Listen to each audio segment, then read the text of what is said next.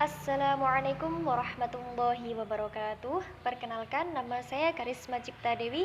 Saya berasal dari Fakultas FTIK, jurusan Pendidikan Agama Islam, kelas 3 Do, absen 36, NIM 12201193266 IAIN Tulungagung. Baik, di sini saya akan sedikit menerangkan tentang bagaimana cara mengatasi kebohongan atau kecurigaan dalam rumah tangga. Langsung saja, yang namanya dibohongi itu pasti tidak enak, bukan? Ya, karena dalam sebuah keluarga itu haruslah saling terbuka, saling jujur antara pasangan satu dengan pasangan yang lainnya agar timbul sebuah hubungan yang harmonis. Dibohongi itu tidak enak, apalagi dibohongi oleh orang terdekat kita, contohnya suami ataupun istri kita dalam lingkup yang kita setiap harinya bertemu, yang kita setiap harinya bertatap muka, tetapi kok dibohongi pasti akan canggung ketika akan memulai sebuah komunikasi. Apakah dengan marah-marah bisa menyelesaikan sebuah masalah? Apakah bisa membuat suami ataupun istri sadar akan perbuatannya? Atau malah menjadi-jadi? Tenang, Anda boleh saja marah, tapi jangan sampai marah yang begitu meledak. Anda boleh saja emosi, tapi jangan sampai emosi itu tadi membuat kacau dan juga rumit hubungan pernikahan Anda. Berikut bagaimana cara mengatasi kenapa terjadinya kecurigaan ataupun kebohongan dalam rumah tangga. Yang pertama, introspeksi diri. Melihat diri kita. Mungkin ada yang salah dalam perkataan maupun perbuatan kita kepada pasangan kita. Itu perlu. Yang kedua, ajak suami ataupun istri berbicara dengan baik-baik. Alangkah lebih baiknya dilakukan dalam ruang tertutup seperti di kamar. Jangan sampai anak-anak itu mendengar, karena itu akan membuat hal negatif bagi anak-anak kita. Ingat, lakukan dengan nada yang pelan, jangan dengan nada yang marah, yang tinggi. Itu akan membuat emosi. Dalam hadis seperti kisahnya Nabi Muhammad dan juga Aisyah, Nabi Muhammad memanggilnya dengan kata-kata kesayangan, kalimat kesayangan, ya Aisyah, yang kemerah-merahan. Nah, seperti kata itu. Jadi alangkah lebih baiknya memanggilnya dengan kata sayang, honey, atau gimana gitu. Kemudian yang ketiga, cari tahu kebenarannya. Dalam artian, walaupun suami ataupun istri itu sudah jujur kepada kita, alangkah lebih baiknya kita mencari kebenarannya, karena itu bisa menjadi bukti. Bisa saja suami ataupun istri berkata jujur, tapi dia menutup-nutupi kebohongan-kebohongan yang lainnya. Kemudian yang keempat, curhatlah kepada orang yang tepat.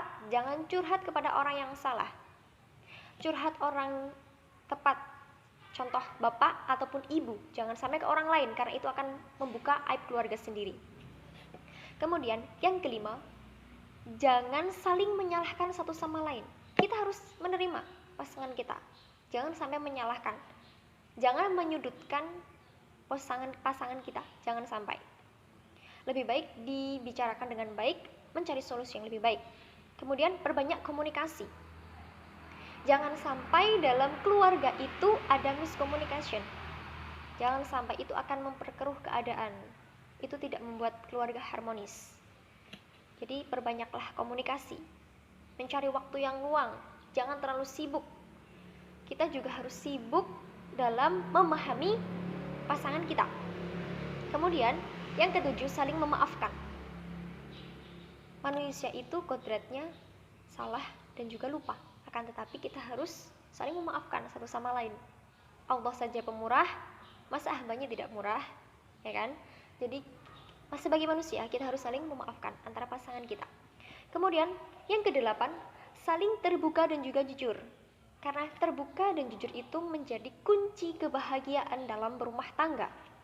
Dan yang terakhir, membuat komitmen bersama. Membuat sebuah komitmen yang bagaimana pernikahan itu ke depannya. Begitu. Nah, dalam hadis juga disebutkan, ad-dunya kullaha mata' wa khairu mata'id dunya az-zawjatus sholihah. Dunia itu penuh dengan kenikmatan, dan sebaik-baik kenikmatan dunia yaitu istri yang sholihah. Hadis riwayat Bukhari. Jadi sebagai seorang istri patuhlah kepada suami, karena suami itu adalah kunci, panutan kita, imam kita yang menuntun kita menuju jalan yang lebih benar. Kemudian dalam Quran surat An-Nisa ayat 34 juga dijelaskan, A'udzu billahi minasy syaithanir rajim. Bismillahirrahmanirrahim. Ar-rijalu qawwamuna 'alan nisa'i bima faddalallahu ba'dahum 'ala ba'din wa bima anfaqu min amwalihim. Yang artinya, laki-laki itu pelindung bagi perempuan karena Allah telah melebihkan sebagian mereka atas sebagian yang lain, dan karena mereka telah memberikan nafkah dari hartanya. Jadi intinya, jagalah selalu hubungan rumah tangga agar tercipta keluarga yang harmonis, keluarga yang sakinah, mawaddah, warahmah. Mungkin itu saja yang dapat saya sampaikan berkaitan dengan bagaimana cara mengatasi kebohongan dalam rumah tangga. Apabila ada kurang lebihnya, saya memohon maaf yang sebesar-besarnya. Akhirul kalam, wassalamualaikum warahmatullahi wabarakatuh.